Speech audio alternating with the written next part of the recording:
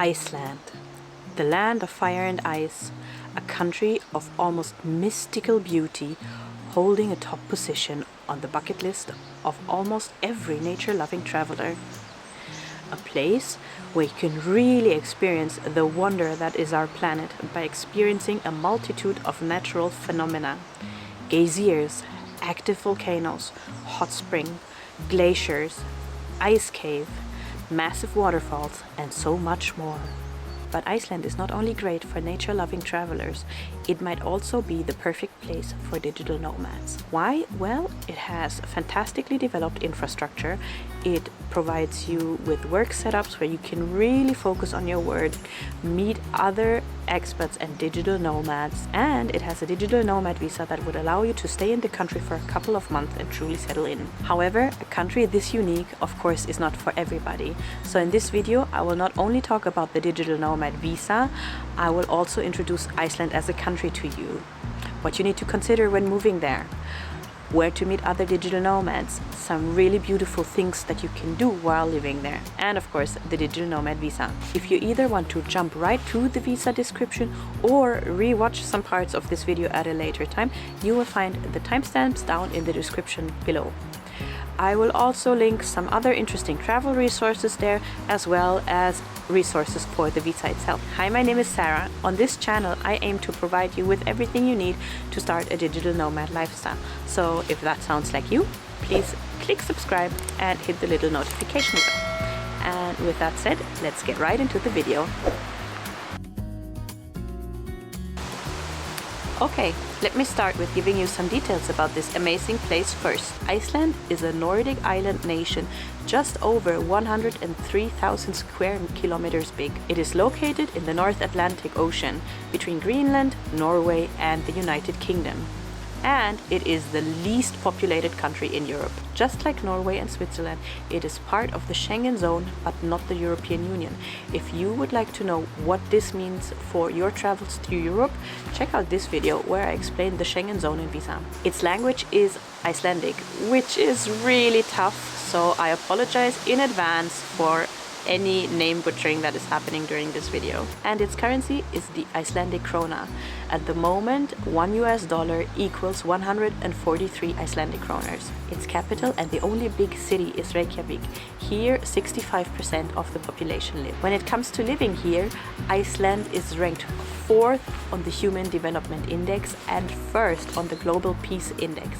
So it's really safe to live here. Actually, Iceland doesn't even have its own army. Other than that, Iceland is famous for earthquakes and volcanic eruptions. It has hundreds of volcanoes, with 30 of them being active, some of them erupting almost constantly. This is because Iceland is basically part of the Mid-Atlantic Ridge and is the biggest part of that ridge that rises over sea level. Actually, you can even dive or snorkel between the tectonic plates of North America and Eurasia, an activity that I'll talk more about a little later. Its landscape is characterized by black volcanic rock that is in stark contrast to the glittering blue and white of ice and glaciers, which cover 11% of the island, by steaming geysers exploding into freezing air, by breathtaking waterfalls that freeze during winter, and of course by the magical spectacle of the Northern Lights. The climate of Iceland's coast is subarctic, meaning it varies between really cold and cold. So, before we get to where and how to live in Iceland as a digital nomad,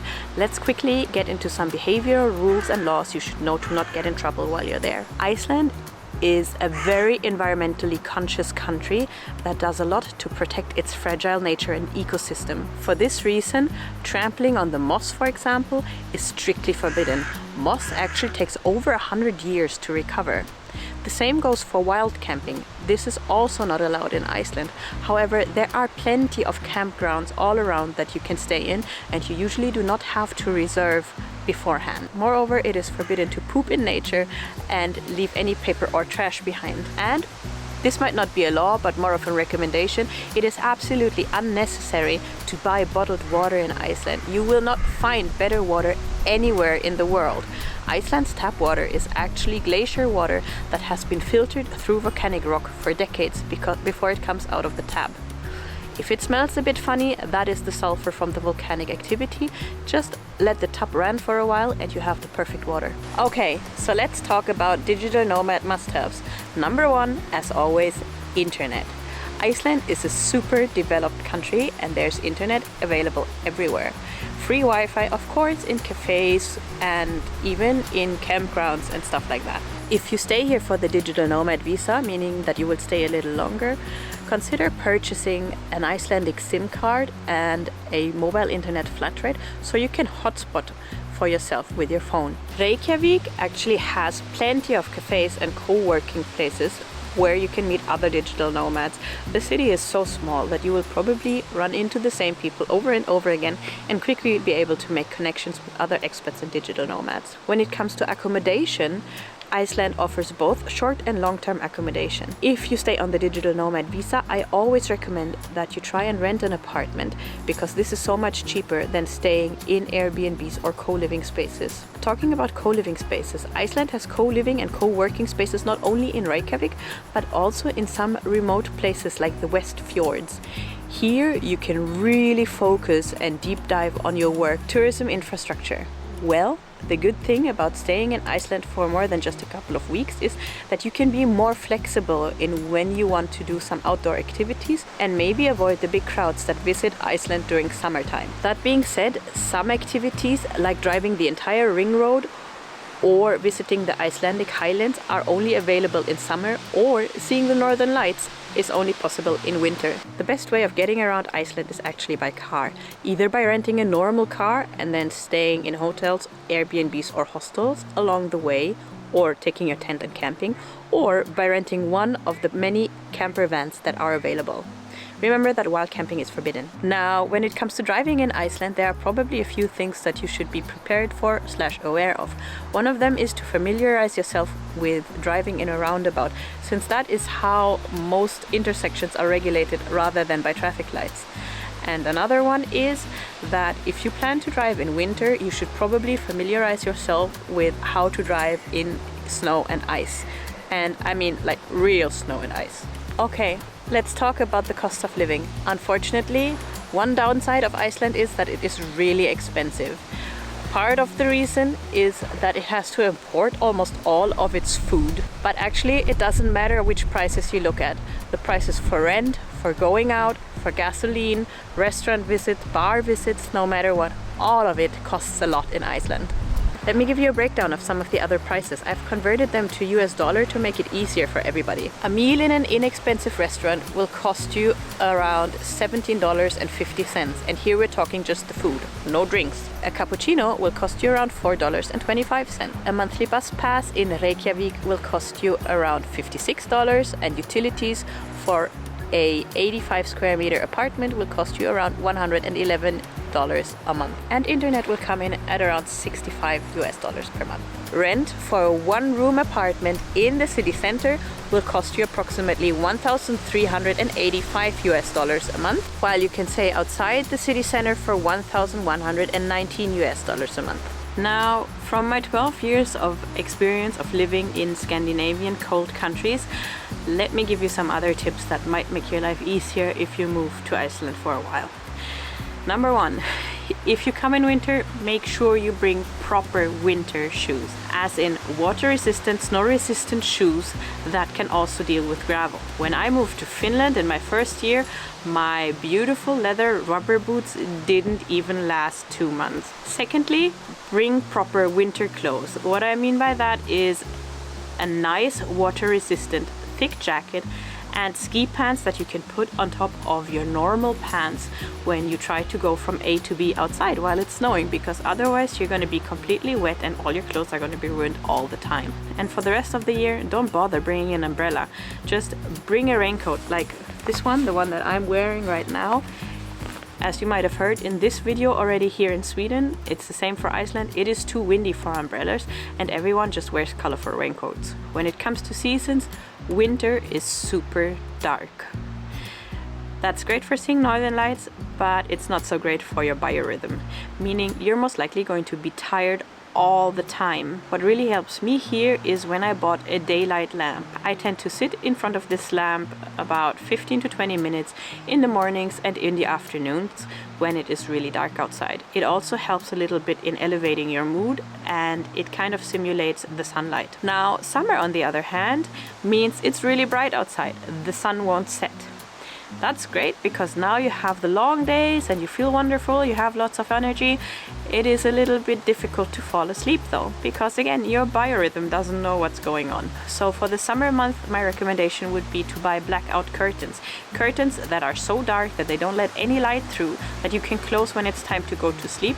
Otherwise, I can guarantee you'll wake up 3 o'clock in the morning ready to start the day. Where to meet other digital nomads? Like I already said, if you really want to enjoy some secluded focus time, you can move into some digital nomad co-living spaces in the West Fjords. I have linked them down below. Otherwise, just check out the cafes and co-working spaces in Reykjavik. The city is so small, you'll find something that fits you, and you will surely soon be able to connect with other people there. Places to go and things to do. Well, since we're talking about Reykjavik already, let's start there. One thing you shouldn't miss is the impressive sight of the iconic church of Hallgrímskirkja. This church is 74.5 meters high, making it one of the tallest buildings in Iceland, and it took 41 years to complete. Entry is free, by the way, in case you want to go in. Another impressive architectural piece is the Harpa Concert Hall, which has been built to resemble the volcanic basalt structures that Iceland is so famous for. Of course, there are plenty of other interesting things that you can do in Reykjavik, or you can just take a stroll through town and enjoy the beautiful, colorful architecture. But in the end, Iceland is and it will always be a nature destination, so most of the truly fun things to do are out in nature. From Reykjavik itself already, you can do a couple of really cool activities. One must do for every Iceland visitor is probably the Blue Lagoon. Now, the Blue Lagoon is usually booked out weeks, if not months in advance, so make sure you plan your trip accordingly. The Blue Lagoon is a geothermal spa and hot pool located in the lava fields near Grindavik. The water has a milky blue color, which is due to the minerals in it. It's supposed to actually have skin healing and rejuvenating properties. Be sure to treat your hair with a hair mask and plenty of conditioner when you're done. The water is around 35 degrees Celsius and comes from the nearby geothermal power plant. In winter, you could of course also search for the magical spectacle of the Northern Lights. Now, it makes sense to check a Northern Lights app beforehand because viewings are not guaranteed and conditions are ever changing. If you want to take a photo of them, make sure to take a tripod. And actually, the best way to see them is a little bit outside of town, where there's less light pollution. There's this fantastic hotel called the Bubble Hotel. So if you really want to treat yourself, book a stay there and imagine sleeping underneath the Northern Lights while seeing them all night long. You could also go dolphin and whale watching right from Reykjavik harbor. Over 20 different kinds of whales are being sighted in Iceland. Two more super exciting winter activities is number one, to go on a glacier hike. You could hike across the Outlet Glacier or Tongue Glacier, as it is also called, of Vatnajökull, which is Europe's largest glacier in the Skagafell National Park. Here you can actually also visit some truly jaw-dropping blue ice caves that the glacier has formed. These activities are only available during winter. Or if that sounds too cold for you, you could go check out a volcanic eruption site. Yes, a real one. It's not called the land of fire and ice for nothing. Well, of course, there is no guarantee which volcano will erupt when, how, and where. If you stay in Iceland long enough, you will have a good chance of being part of an eruption. The Fagradalsfjall volcano, for example, was erupting from August 3rd to August 28th of this year, with many coming to see the spectacle of glowing lava spraying out of the volcano to then leisurely make its way through the national park. The same volcano also erupted in 2021. While waiting for the next eruption, you could travel to the Lava Center in Fólkafjörður, which is a museum close to Mount Hekla, which also is a volcano. In a very interactive exhibition, it explains how Iceland's landmass has been formed. It talks about earthquakes, volcanic eruptions and glacial floods. Another option close to Reykjavik is actually to walk into a dormant volcano. Here you can walk into the ancient magma chambers of the Þríhnúkagigur volcano, or take a tour of the lava tunnels in Raufarhólshellir lava cave. Well, now that we've gotten fire and ice out of the way, let's have a quick look at other beautiful nature experiences that you can have before we move on to the visa detail. Close to Reykjavik, you have the Golden Circle. The Golden Circle is a 190-mile or 300-kilometer route to Iceland's 3 most popular natural attractions. Thingvellir National Park, which is located in a rift valley between the North American and Eurasian tectonic plates. It is here that you can dive and snorkel between those plates if you dare. The water is 2 degrees cold and you will get protective suits. Its location means that the area is full of dramatic cliffs, flowing rivers and deep gorges that have been formed because the tectonic plates have been drifting apart from each other by 1 inch a year over millions of years. You can also visit the Geysir and Geothermal area, which is a hot spring paradise and is located in Haukadalur Valley. Or the Gulfoss waterfall, which is a waterfall that is plummeting 105 feet or 32 meters into the river. Another absolute must-see is the waterfall of Seljalandsfoss, which is a waterfall that you can not only discover from the front, but you can also actually walk behind it.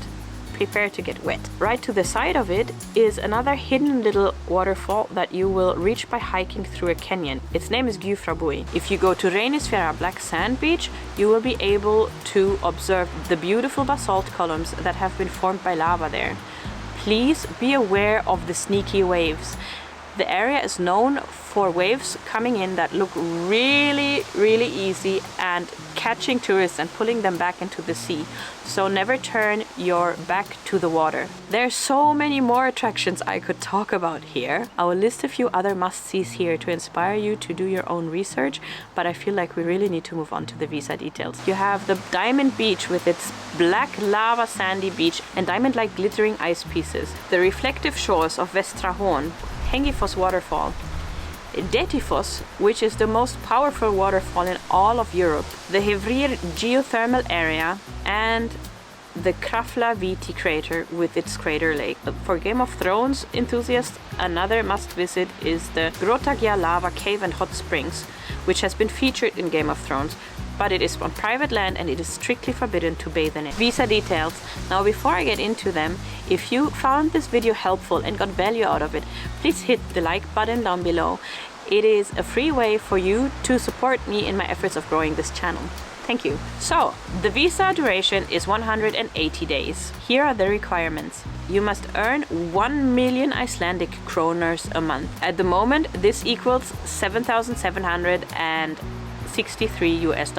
The reason why this is so high, of course, is the high cost of living in Iceland. This sum increases to 1,300,000 Icelandic kroners if you want to take a dependent, your partner for example. So it is a visa where you're allowed to do so. You must be self-employed or work for a company outside of Iceland, and your country must have a visa-free travel arrangement with Iceland. You also must not have acquired another long-stay visa for Iceland in the last year. You will need to submit the following documents: your passport, or rather a copy of your passport that is valid for 3 months after your return date from Iceland, the remote visa application form, which you have to download online and fill out but send in via mail. I'll link it down below. Proof of the visa payment of around $94 US or 12,200 Icelandic kroner.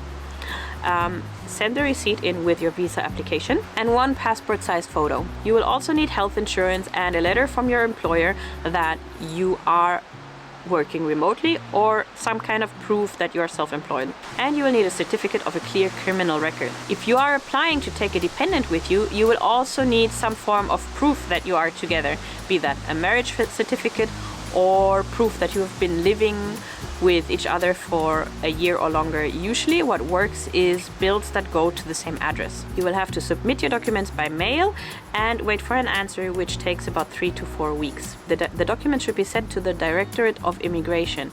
If you are already in Iceland, you can drop them off in the lobby there. But be aware that if you are applying from somewhere within the Schengen zone, again, check out that video if you need more info on that, then the time that you've already been spending in the Schengen zone will be deducted from your visa stay. Generally, honestly, if you can afford it, if you can handle the cold, and if you want to spend some extended time in a once-in-a-lifetime destination, I think it's a great visa. And if this kind of once-in-a-lifetime super special destination is right down your alley, keep an eye out for the next video where I will introduce another super special destination, very cold, with a visa that allows you to stay indefinitely. Or maybe you're much more of a warm weather person.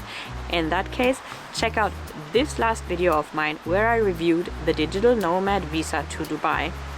In any case, thanks a lot for your time, and I'll see you here on the next one.